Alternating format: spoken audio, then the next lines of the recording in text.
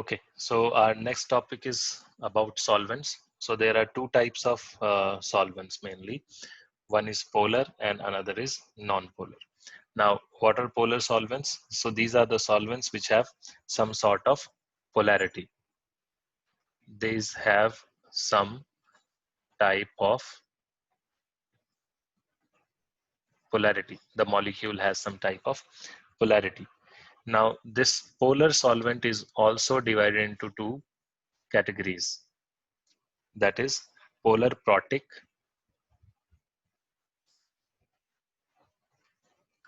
and polar aprotic. So what is polar protic? These are the solvents in which electronegative atom such as iron or oxygen or nitrogen or sulfur is directly attached with hydrogen, right? So that is called that is called polar protic.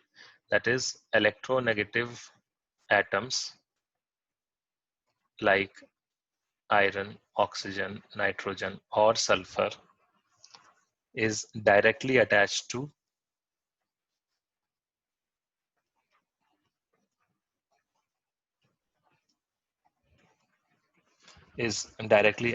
with hydrogen. So such polar solvent will, because hydrogen is electropositive and these are electronegative, so these molecules are polar.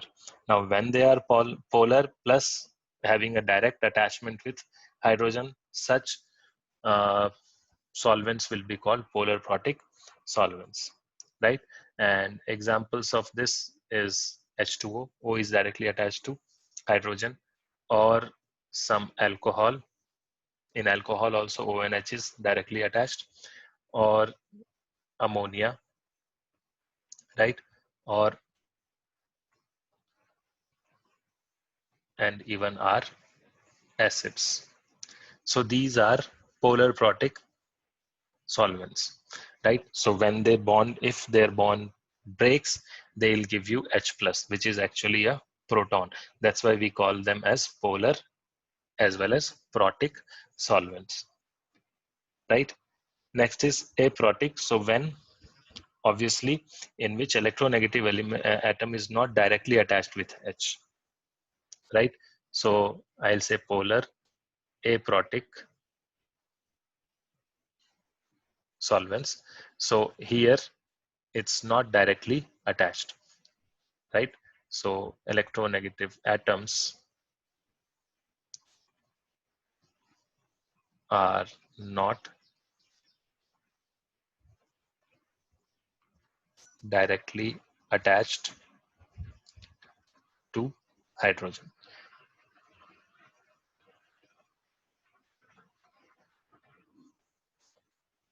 Okay, so such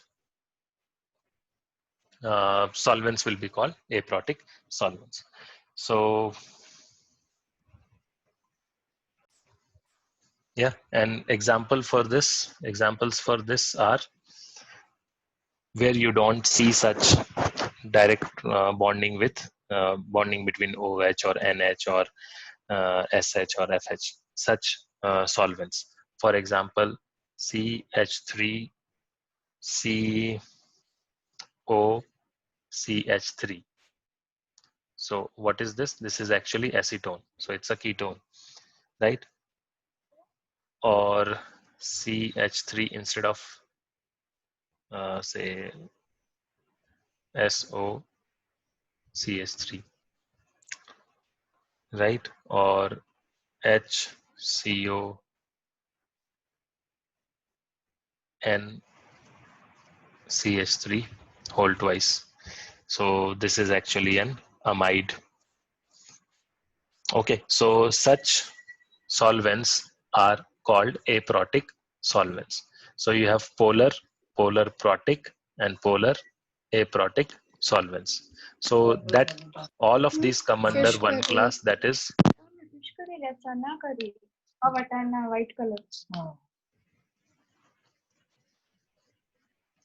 okay. So this type is polar, and under polar you have two subtypes, that is polar protic and polar aprotic. And obviously when there is no such polarity, right? So when there is no such polarity, such solvents will be called non-polar solvents.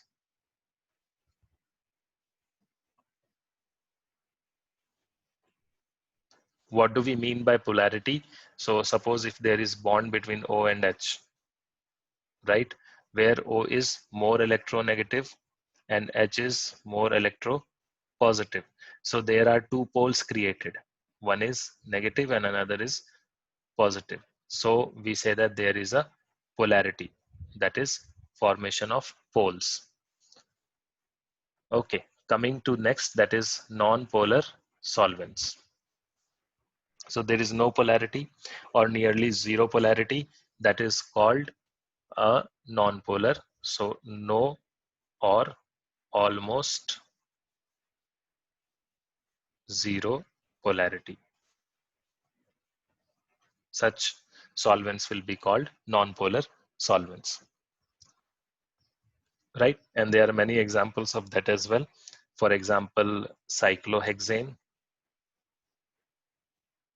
or benzene or toluene or carbon tetrachloride or CS2. So these things are actually non-polar solvents, right? So up to this point, what we have seen is we have discussed about the components of general organic reaction. That is the three main components of any reaction which we have seen. That is the substrate, reagent, and solvent. Now, it ultimately gives us product. So that is again an organic molecule. So we are not going to study that in much detail at this moment, but these three things are important, that is substrate, reagents, and solvent. In substrates, we have seen three types of substrates. So that's why in reagents also there are three types of reagents, and each reagent also had few subtypes.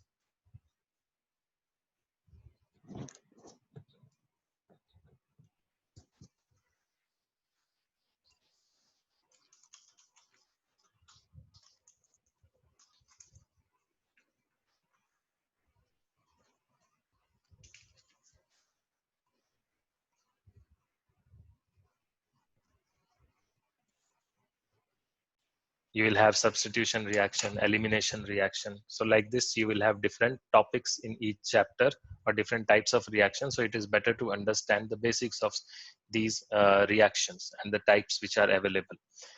So first one is substitution reaction. These are those organic reactions in which there is breaking of a old sigma bond and formation of new sigma bond. So all these points are important, that we are talking about breaking of sigma bond and formation of new sigma bond. That is, suppose you have a sigma bond here between A and B, and it reacts with C, and when it gives you AC, that is this old sigma breaks and this new sigma is formed. Such types of reaction are called substitution reaction. So C has substituted B, right? That is called substitution reaction. Now, irrespective of the nature of reagent attacking over the substrate, the basic concept of all substitution reaction is same.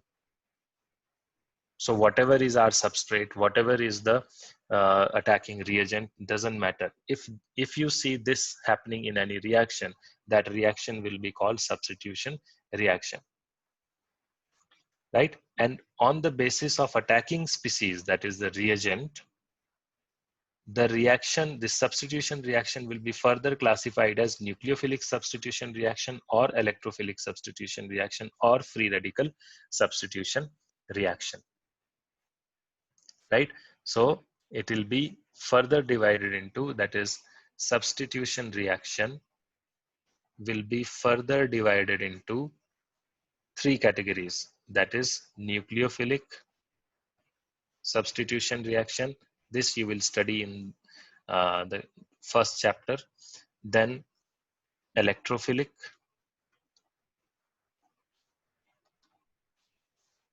or free radical. Now, based on what? Based on the attacking reagent. That we have to understand that this naming is based on the nature of attacking reagent or the type of attacking reagent. It is not based on the substrate. So it is the attacking reagent which decides whether a substitution reaction is say nucleophilic substitution reaction or electrophilic substitution reaction or a free radical substitution reaction. So that will decide, right? And what will happen? Old sigma will break.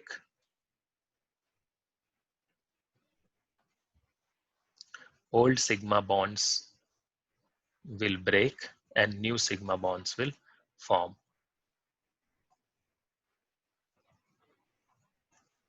right? That is substitution reaction. Next is addition reaction, right? So from the name itself, it is clear that two things will be added together in this type of reaction. Okay, what happens here is that in this addition reaction, old pi will break and new sigma will be formed. So these are those organic reactions in which generally there is a breaking of a pi bond and formation of two new sigma bonds. So this actually is a reaction in which from unsaturation we move towards saturation. It may not be completely saturated. The final product may not be completely saturated, but when it moves from unsaturation to saturation. So for example, say if there is a double bond B, right? And it is reacting with say CD. Now what can happen is here there is a pi bond, right? So there is a pi bond here, that is your old pi bond. Now this pi bond means there is unsaturation. A and B have formed a bond, you can say, because there were not any third species available to form a bond, so A and B had to form a bond, right? So ultimately their aim is to be saturated, so A and B will break the pi bond. So out of sigma and pi, if there is both sigma and pi bond available, the first one that will break will be the pi bond, right? Because pi bond is weaker than sigma bond. So that is the reason. Pi bond is formed after sigma bond is formed, but pi bond while breaking, it is the pi bond which will break first because that bond is weaker than the sigma bond. So now when this reacts, what will happen? You will get a product which will be addition of these two. So it may be like this, that this bond breaks and so there will be two vacancies at A and B, both the sides. So say C joins A and D joins B. Correct. So now what happened? Now there are new sigma bonds formed. And where are they formed? Here. These are the two locations of new sigma bonds. So what will happen always when one pi, I mean for every pi bond breakage, there will be two new sigma bonds,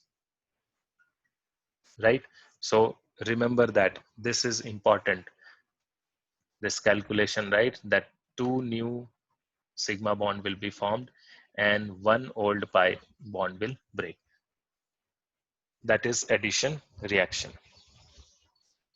Again, this will also be divided into three categories. That is nucleophilic addition, or electrophilic addition, or free radical addition. That is again based on the attacking reagent. So this will also have, you can say, three types. That is nucleophilic or electrophilic or free radical. What we have to understand is that this naming or this classification is based on the attacking reagent, right? So these are the types of addition reaction.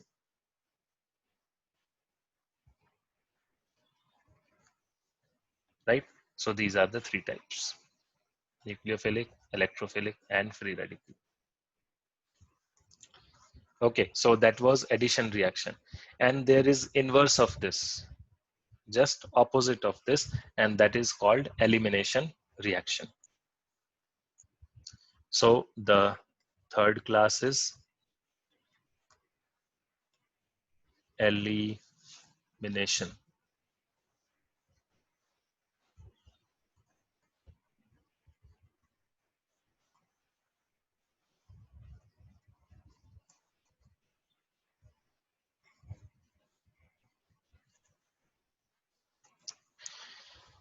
So as I said, it is just opposite of what we saw in addition reaction. So this will actually introduce unsaturation. So what is the main behavior which we observe here is that it introduces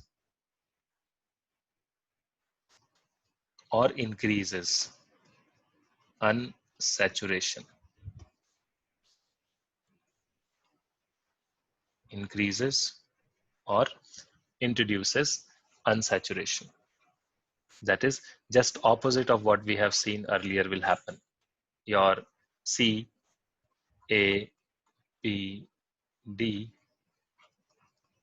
may give just A double bond B and plus some other product. So this actually doesn't matter what happens to C and D. This is important for us that the new or the old pi bonds break and old sigma bonds break and a pi bond is formed, right? So this is,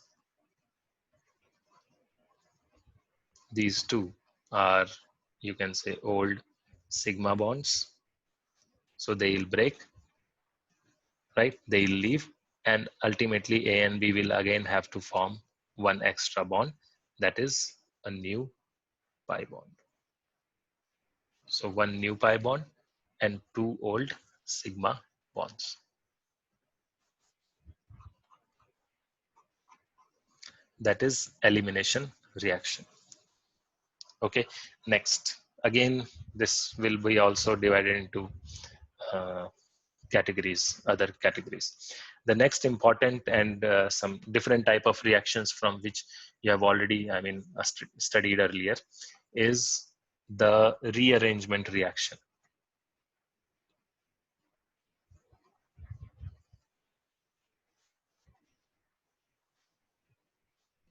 So the other three we must have studied earlier as well, but this rearrangement is something new for us. So it is a special case of above reactions. That is, this can occur in substitution, elimination, or addition reaction. So that we have to understand that this is a special case in all above types. Right? So rearrangement can happen in case of substitution, in case of elimination, or in case of addition reactions, all the three. So in rearrangement reaction, there is always change in attachment of atoms, right? And as in most of organic molecules, carbon is bonded with more electronegative atom. So carbocationic rearrangement is most common. Right? So what do we understand here? What happens here? First, we'll see that. Suppose there is this arrangement right now. Okay. Now rearrangement means what? Right now here we say that A is attached to B and B is attached to C. A, there is no attachment between A and C. But after rearrangement, it can happen, or it can be like this. Right? So what does that mean? Rearrangement happened. Here A is bonded to B, and here what happened? A is bonded to C.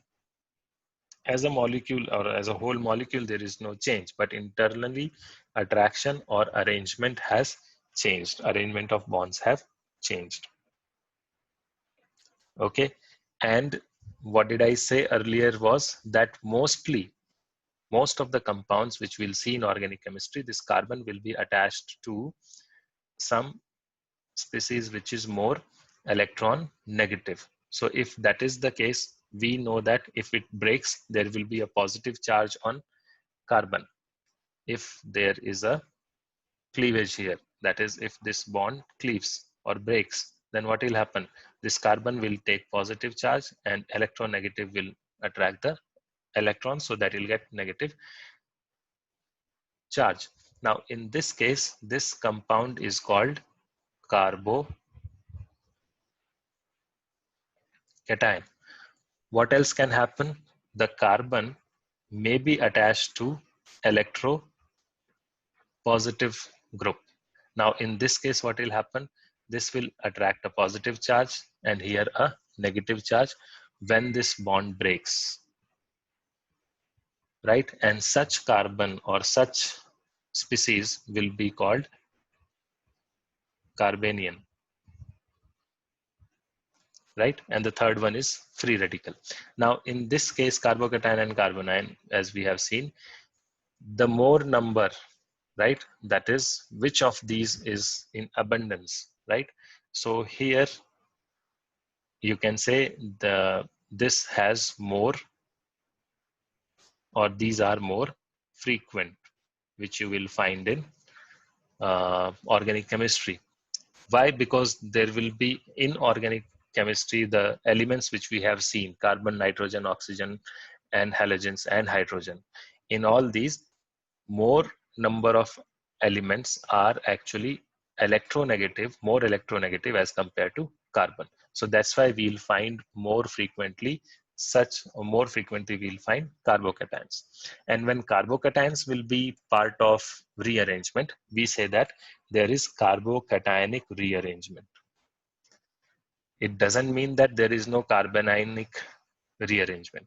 So rearrangements are there in all the cases, but you will have more in case of carbocations,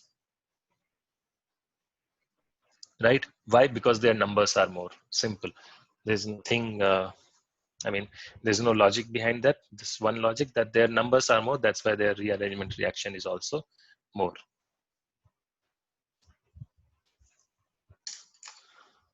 Okay, now there is one more thing which we should know before moving to the mechanism of reactions. That is the electron negativities. And it is very important, this electron negativity table. If you don't remember the table, at least the trend we should know. That is, when we are moving from left to right, the electron negativity increases. Mostly it will increase. See here, these are the values of electron negativity: 1.0, 1.5, 2.0, 2.5, 3.0, 3.5, 4.0. So it is increasing. And when we go up, then also it is increasing. So this is important, the series. No need to by heart the values at this moment, but with more and more of solving problems, you will be able to, you may be able to even remember these values. But for us, the more important thing is that these values are increasing when you go up, or when you come down a group, the values are decreasing. And there is obviously reason for that. So when you move from left to right, so the size is increasing. Size of the atom is same, but the number of electrons is increasing. And ultimately, when we reach here, so for example, fluorine, it needs only one electron. Oxygen needs 2 electrons to complete its octet. Nitrogen needs 3. So obviously, the one which needs only 1 will be able to do that very strongly, and that's why that will be more electron negative, right? So that is about the electronegativity values.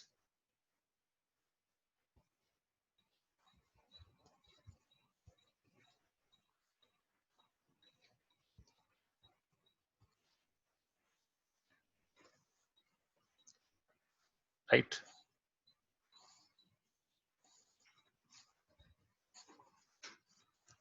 Okay, now moving to next topic.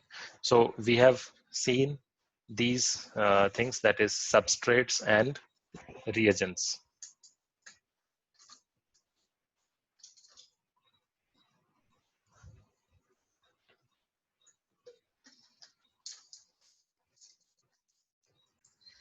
So if a sigma bond is formed, or when a sigma bond is formed between two atoms of different electronegativity, then sigma bond pair electron density is shifted towards the more electronegative atom. And due to shifting of electron, cloud dipole is created between the two atoms. Now, due to this dipole in sigma bond, electron density in the chain is also shifted and progressively moves into the chain, right? So what does that mean? Suppose you have a thing like this, say C, C, C, and say a Cl here. So this is more electron negative, that is chlorine. So what it does is it pulls the electron cloud towards itself. Which cloud? The sigma bond paired electrons, right? Same thing will happen here. Now what happens is, due to this, when it attracts this electron cloud, so there will be a negative charge here and a small positive charge will develop here. Now because now this is more, as you can see, it is positive, that means it has uh, seen loss of electron. Now it will try to compensate it. From where it will compensate? Obviously it cannot compensate from chlorine, so it will compensate from the next carbon in the chain. So there will be now again a positive charge developed, and that this positive charge here will be less than the this one. That is, suppose if this is 1, 2, 3, so the positive charge on 2 will be less than that on the positive charge on 1, right? And now because this is also positive, so it will also try to compensate it by attracting the electron cloud from the next carbon. This effect is called inductive effect, right? And there are two possibilities for this. One which we have already seen, another is this, say C3, C2, C1, if it is like this, and suppose it is connected or attached to O negative. That means now it has already an electron, extra electron here. So what it will do, it cannot attract electron. It will repel electron from it, and this carbon will get those electrons, or this electron cloud will be shifted towards carbon. So now there will be a negative delta charge here. And compared to that, this is positive. So this will also attack. This will also attract, and same thing will happen here as well, right? But again, this will be less, and this will be even lesser than the previous one. So as we move away from the site of change in, you can say, electron negativity, the impact decreases, right? So now there are few points to be noted here, that this one is, first thing is that this is a permanent effect. So this polarization is permanent, right? And we also sometimes call it, or mostly we'll use the term I effect, right? So the first point is that it is a permanent effect. So it is always present when the carbon is attached to a more electronegative or less electronegative element, right? And it is distance dependent. This is distance dependent. And what is the dependence? We have already seen that with distance, the impact, right, of inductive effect decreases. Mostly it will be negligible after 3 carbons, right? One more thing is that this is additive in nature.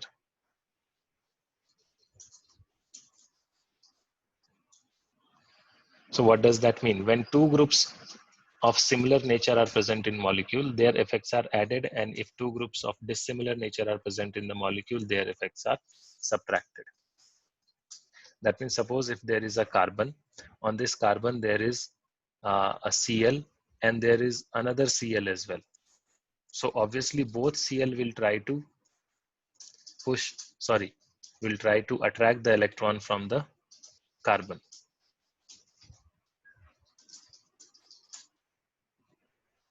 So there will be more positive charge developed here.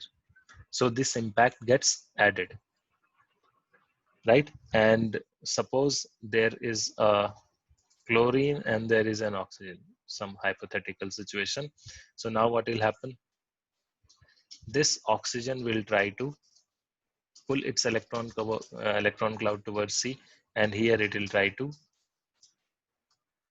attract the electron cloud. That is, chlorine will try to attract the electron cloud from carbon. So here they'll cancel each other. Here they'll get added. So that's why we say that these are additive in nature, right? One point you should always keep in mind is that I effect always operate along sigma bond, right?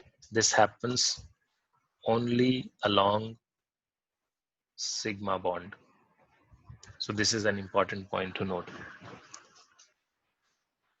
right? Our reference is CH bond. The CH sigma bond is our reference.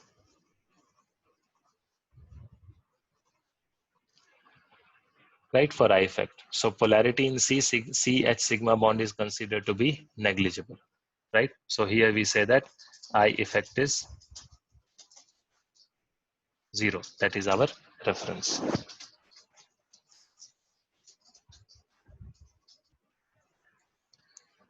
Okay, and this is a weak effect. Why is it weak effect? Because the sigma bonds are strongly held, right? So that means the sigma bond electrons are strongly held. So this electron just shifts. It doesn't shift completely. It's like it is pulled or pushed towards one of the atoms. Okay, so these are the things about inductive effect. Inductive effect. We'll see more electronic effect in the next organic chemistry class, and we'll see the timetable when it is scheduled next.